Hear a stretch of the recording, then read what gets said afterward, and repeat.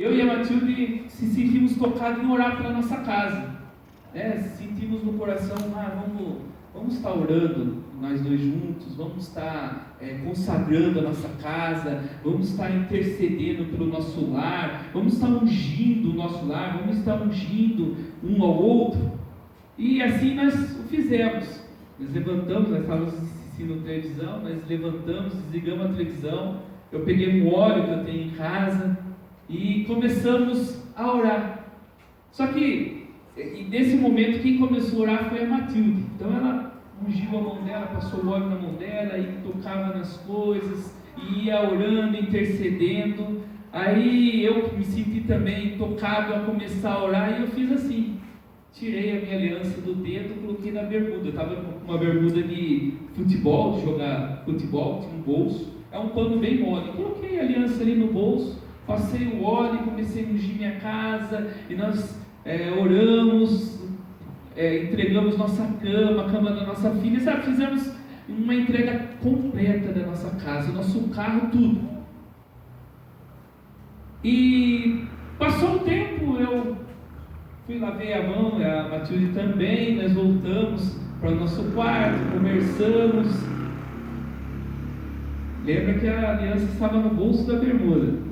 Deitei, dormi, isso de sexta para sábado. No sábado de manhã eu fui numa reunião dos pastores. Chegando lá, cadê a aliança?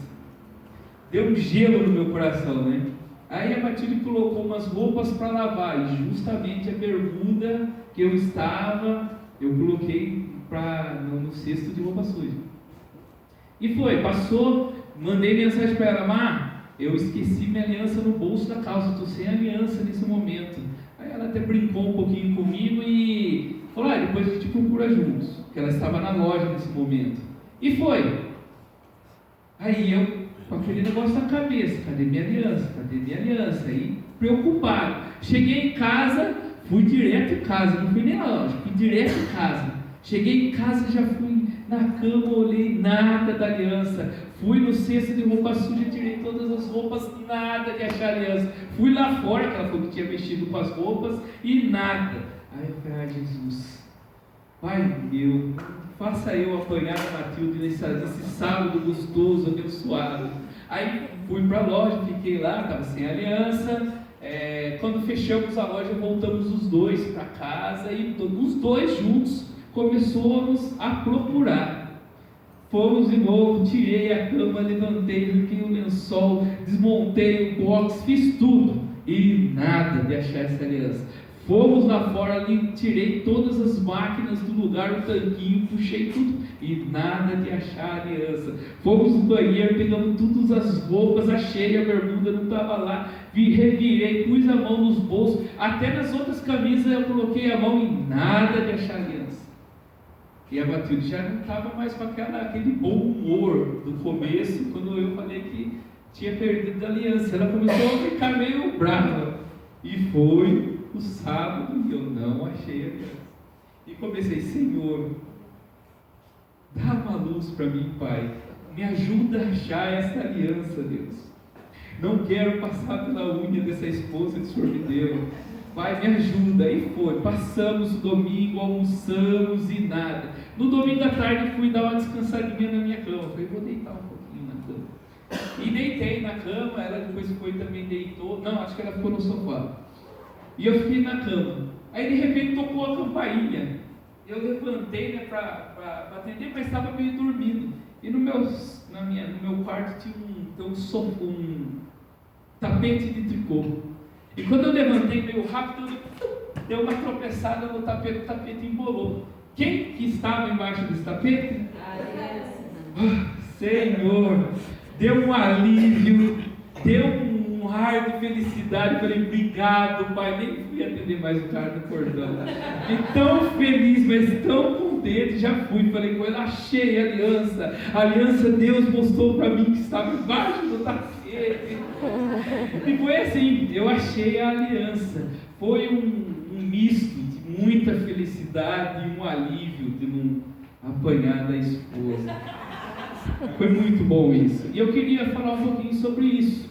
A ovelha perdida, ou melhor, até a última ovelha. Mas eu vou usar o texto em que Jesus fala, em Lucas 15, ele fala sobre 3 parábolas: a parábola da ovelha perdida, a parábola da dracma e a parábola do filho pródigo.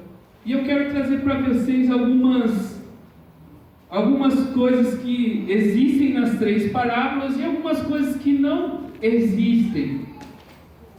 Queria que os irmãos estivessem abrindo suas vidas em Lucas 15. Nós vamos estar lendo um pouquinho desse texto.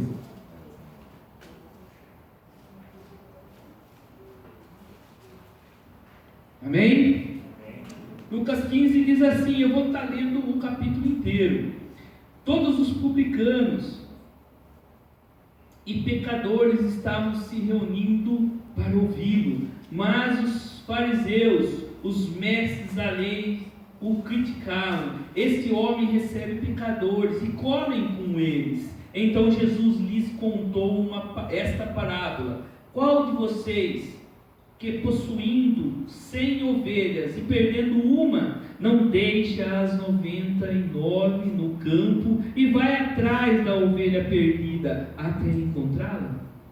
E quando a encontra, coloca alegremente em seus ombros e vai para casa. Ao chegar, reúne os seus colegas, os seus amigos e vizinhos e diz: alegrem-se comigo, pois encontrei a minha ovelha perdida. Eu lhes digo que da mesma forma haverá mais alegria nos céus por um pecador que se arrepende do que por 99 justos que não precisa arrepender-se.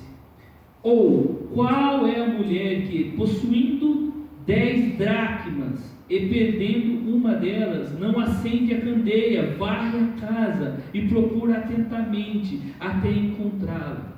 E quando a encontra, reúne suas amigas e vizinhos e diz: alegrem-se comigo, pois encontrei minha moeda perdida. Eu lhes digo que da mesma forma há alegria na presença dos anjos de Deus por um pecador que se arrepende. Jesus continuou: um homem tinha 2 filhos.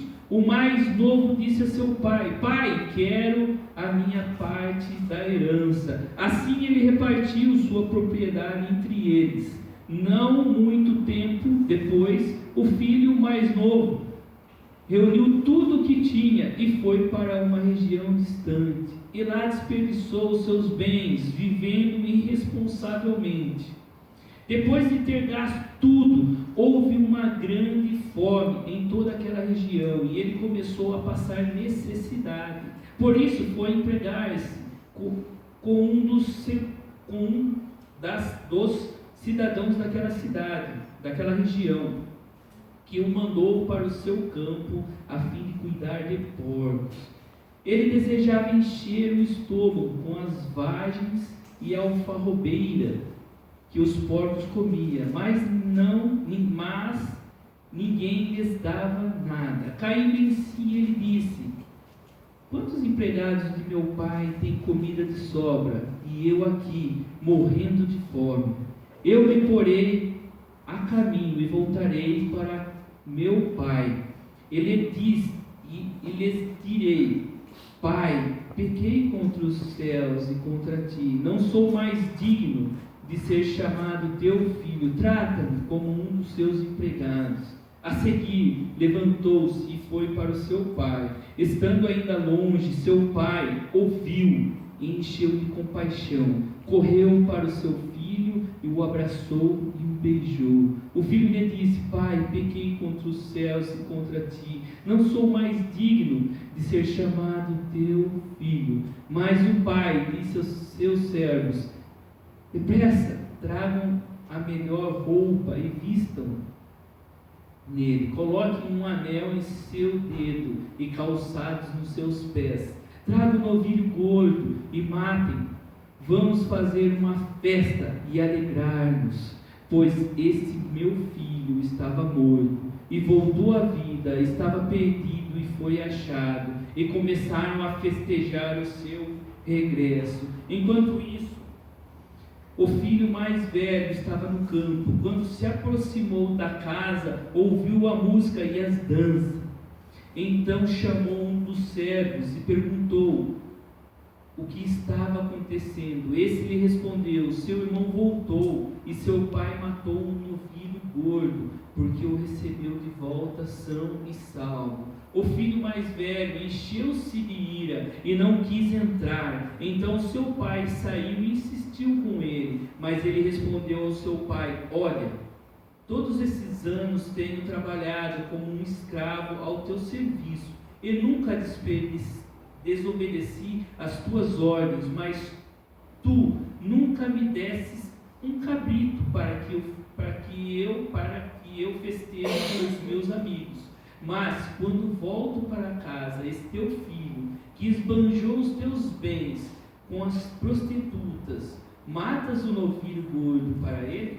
Disse o pai: meu filho, você está sempre comigo, e tudo que tenho é seu. Mas nós tínhamos que celebrar a volta desse seu irmão e alegrar-nos, porque ele estava morto e voltou à vida, estando perdido e foi achado. Amém? Amém. É interessante a gente ver alguns pontos para que a gente possa entender o que estava acontecendo nessas 3 parábolas. Por que Jesus usou essas 3 parábolas neste momento? A primeira coisa foi que no começo do capítulo, Jesus ele se assenta para comer.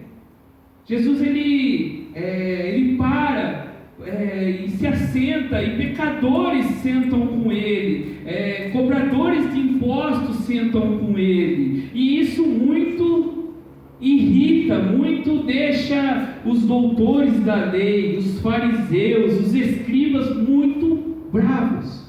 Eles ficaram muito bravos porque eles começavam a entender que Jesus não deveria se relacionar com essas pessoas.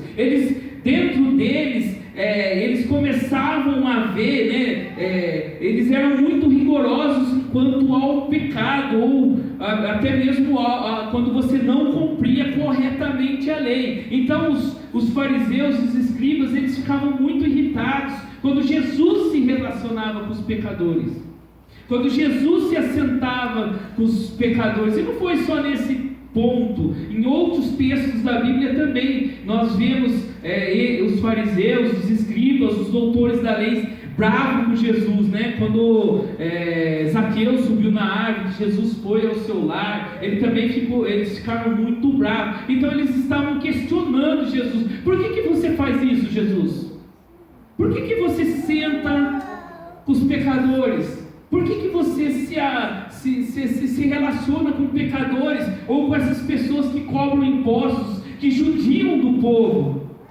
Daí Jesus para e começa esta parábola. Então a gente começa a ver que assim, o início dessa parábola se dá por causa dos fariseus, dos escribas, dos doutores da lei, que fica muito bravo. Então eles começam a falar: por que você anda com essas pessoas de má índole? Por que você se assenta com eles? Por que você se ajunta com eles? Então, Jesus usa das 3 parábolas para começar a rebater essa exclusividade que os mestres da lei achavam que tinham. Essa exclusividade que eles pensavam ou que eles entendiam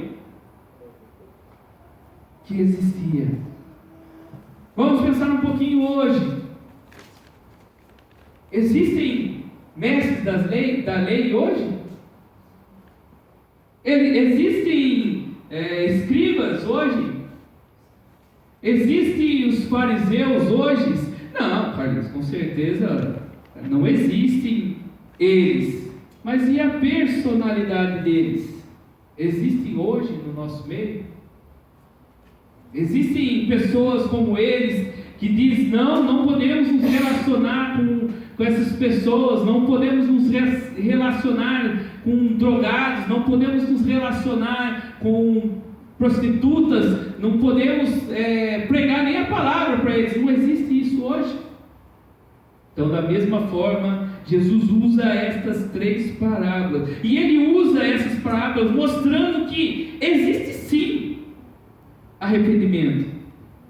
Existe sim a busca pelo perdido. E existe sim uma grande felicidade em Deus quando esse perdido, quando esse pecador, quando essas pessoas que não estão no caminho do Senhor, existe sim uma alegria muito grande. Eu creio que é uma alegria muito maior do que essa que eu senti quando eu achei a minha aliança. Eu creio que a alegria nos céus é muito grande quando um perdido volta à casa do Senhor. Quando o coração dele se dobra, se quebranta, quando o coração dele busca a volta ao Senhor Jesus. Então, Jesus está querendo, através dessas 3 parábolas, nos mostrar algumas coisas. E uma delas é que nós cristãos devemos buscar os perdidos. Ele nos mostra uma estratégia evangelística. E ele fala para que nós não possamos nos esconder através de uma postura insensível, uma postura crítica, uma postura punitiva. Ele mostra para nós que nós devemos sim levar a palavra de Deus, transmitir a palavra dele para as outras pessoas. Outra coisa que nós podemos analisar nesse texto aqui é quando nós pensamos na dracma. Nós começamos a entender que essa dracma ela equivale a um dia de trabalho no contexto aqui do povo judeu. Então, vamos trazer ao pensamento agora quanto custa um dia de trabalho de uma pessoa que faz uma limpeza numa casa, ou um dia de trabalho de um auxiliar, né, de obras, né, um pedreiro, né? Então a gente começa a pensar R$150, R$200. Então a gente consegue enxergar um valor muito grande na moeda que ela perdeu, nessa dracma que ela perdeu. Então nós começamos a enxergar que tinha sim muito valor. Uma outra coisa bacana que nós podemos visualizar, para que nós possamos entender um pouquinho mais o texto, é que naquela época as casas eram de terra, era chão batido, né, na casa. Então nós começamos a entender assim, que poderia ter terra dentro da casa e que o vento pudesse ter colocado poeira em cima dessa moeda. Então assim, a gente consegue entender um pouquinho mais do que estava acontecendo naquele momento. Por que ela teve que parar, fazer uma limpeza geral na casa, fazer uma reorganização da sua casa para poder encontrar? Não seria tão fácil encontrar uma moeda em casa? Não. Então a gente consegue enxergar um pouquinho disso. Outra coisa, já na terceira parábola, é que o pai podia sim repartir a sua herança dos filhos. Ele podia sim falar: eu vou dividir os nossos bens, eu vou entregar para vocês os nossos bens. Mas para que isso pudesse acontecer, o filho mais velho tinha que solicitar. O filho mais velho, ele precisava chegar e falar: pai, eu quero a minha parte. Ou o pai se sentir tocado e falar: eu vou separar a parte de vocês. Mas nunca o filho mais novo. Nunca o filho mais novo podia solicitar a herança, mas sim o filho mais velho. E separando essa herança, o pai ficava com a metade, e os outros 25% ele dividia. Então isso é uma abordagem que acontecia naquele tempo, né? Naquela ocasião que nós vamos estar lendo. Um outro ponto muito interessante para nós podermos entender é que o povo judeu tinha um repúdio muito grande com o animal porco. o judeu, ele tinha ele se sentia muito envergonhado, ele se sentia o pior dos piores quando ele precisava encostar no porco ou tratar de um porco. Então, para ele, quando ele chegava ao ponto de ter que fazer isso, ter que cuidar, alimentar, era algo assim horrível para ele. O judeu se sentia humilhado quando ele estava no momento que ele precisava cuidar de um animal, do porco. Então, assim, o porco para ele significava imundícia, o porco significava o afastamento completo de Deus. Então, isso para ele era horrível. Quando ele precisava se aproximar do porco, para ele era horrível. Então, nós começamos a entender um pouquinho mais dos textos. Por que o rapaz, quando ele chegou ao ponto de comer, ele falou: eu vou voltar para casa? Por que eu preciso ficar aqui mexendo com esse animal, onde que mostra para mim imundícia, onde que mostra para mim que eu estou no fundo do poço, onde que está mostrando para mim assim, que eu estou em vergonha total? Por que eu preciso ficar aqui? Se quando eu estou com meu pai, os empregados dele comem melhor que eu. Outras coisas muito interessantes também para a gente pensar aqui é que quando o jovem chega, ele está com a roupa toda destruída, e a primeira coisa que o pai fala assim: o servo, pegue a melhor roupa, pegue a melhor roupa. O meu filho estava morto e voltou à vida. Outra coisa interessante, ele fala assim: pegue um anel e coloque no dedo do meu filho. O anel no dedo do filho, ele tem um significado muito legal, ele tem um significado de autoridade e de tradição familiar. Então, quando ele coloca aqui, ele fala: opa, ele voltou à família. Outra coisa também bacana para a gente começar a pensar é as sandálias. Todos os empregados, quando ele estava lá para comer a comida dos porcos, ele fala assim: eu vou voltar para a casa do meu pai, nem que seja para mim ser um empregado do meu pai. E quando ele chega na casa dele, o pai dele fala assim: coloca a sandália nos pés do meu filho. Todos os empregados andavam sem sandálias. Então ali, naquele momento, ele já fala: você não vai ser um empregado, você vai ser o meu filho. Então tudo isso é muito interessante a gente começar a ver, a enxergar. E por fim nós começamos a ver o amor misericordioso do Pai, que se assemelha a Deus, e o ressentimento punitivo do irmão. Quando o irmão olha para o irmão que volta a casa, ele fala: por que, pai? Por que você mata um novilho? Por que você mata um novilho para o meu irmão? E para mim você nunca deu um cabritinho. O cabritinho não tinha tanto valor assim, em comparação com o novilho. O novilho era algo assim, quando normalmente eles deixavam anos o novilho engordando, para que quando ele estivesse bem bonito, eles pudessem sacrificá-lo e comer. Então eles mostravam poder financeiro. E o irmão mais velho falou assim: o senhor nunca me deu nem um cabritinho para me comer com meus amigos. Então nós começamos a enxergar assim. E a parábola segue desta forma. Jesus disse: qual de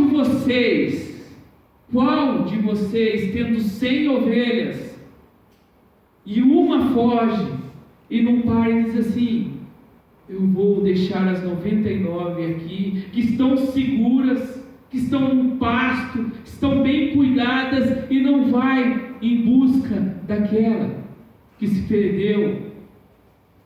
E procura, e quando acha, não fica muito feliz e coloca nos seus ombros, alegre, porque encontrou aquela que estava perdida.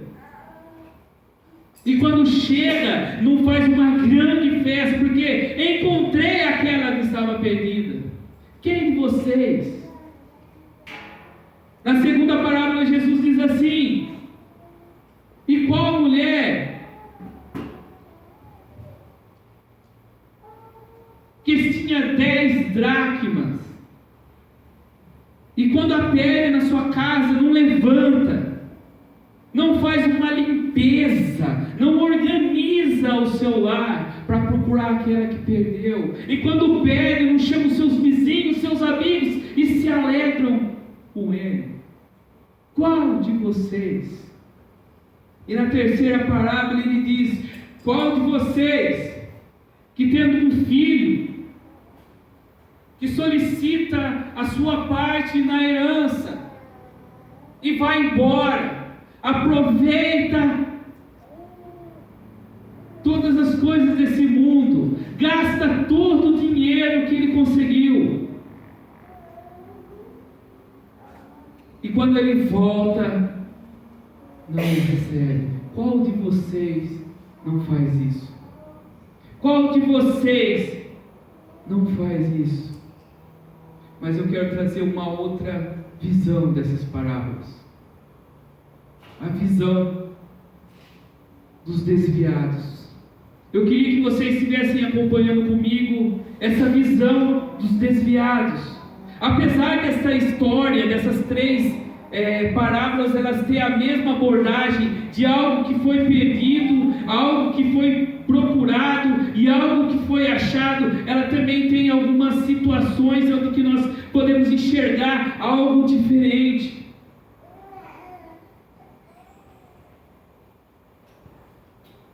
E a primeira delas é as pessoas ovelhas.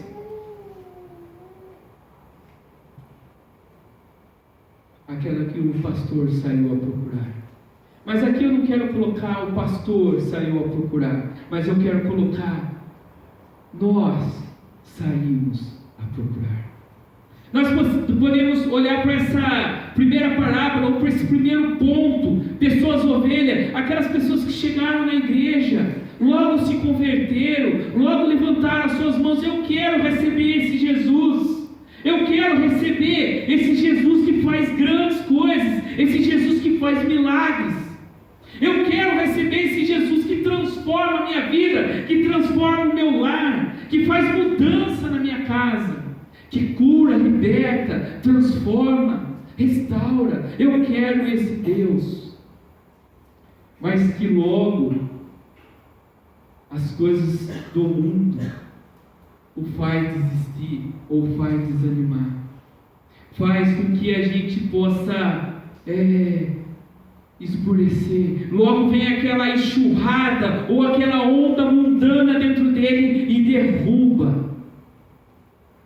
Qual que é o nosso papel? Ou qual é o papel que o Jesus mostrou aqui? Logo o pastor deixa as 99 que estão em segurança e vai em busca desse que está perdido. Qual é o meu papel? Na hora que eu vejo que o irmão está saindo da igreja, que logo que você viu que ele começou a caminhada com Cristo, logo ele escorregou, qual que é o meu papel aqui? É ir e buscá-lo.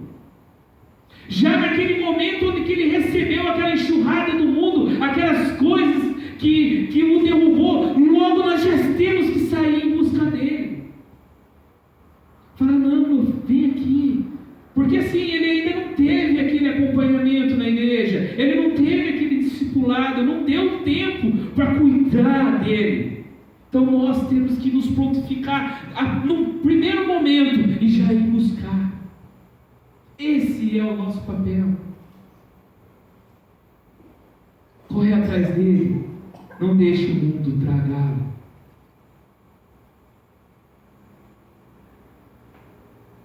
Na segunda parábola da dracma, desviado como dracma, a mulher vasculha e limpa a sua casa. Quem são essas dracmas? São aquelas pessoas que podem até estar na igreja ainda, aquelas pessoas que da igreja, mas ela vem num culto por mês, ou no máximo 2 cultos por mês. Toda vez que você conversa com ela, ela está fria espiritualmente.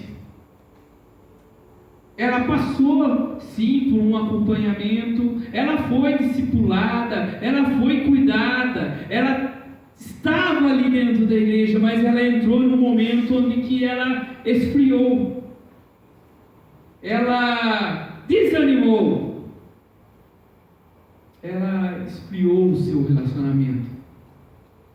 O que aconteceu na parábola da dracma? A mulher, ela limpou, ela levantou os seus móveis, ela puxou, ela passou a vassoura, ela passou um pano. Qual que é o nosso papel? Vasculhe a igreja.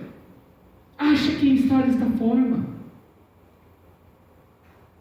Faz uma limpeza e recupera ela. Esse é o nosso papel como cristão. Nós precisamos vasculhar, nós precisamos ajudar essa pessoa, nós precisamos o animá-lo, fazer com que ele se aproxime. A terceira parábola e o terceiro ponto, desviado como filho pródigo. O pai espera todos os dias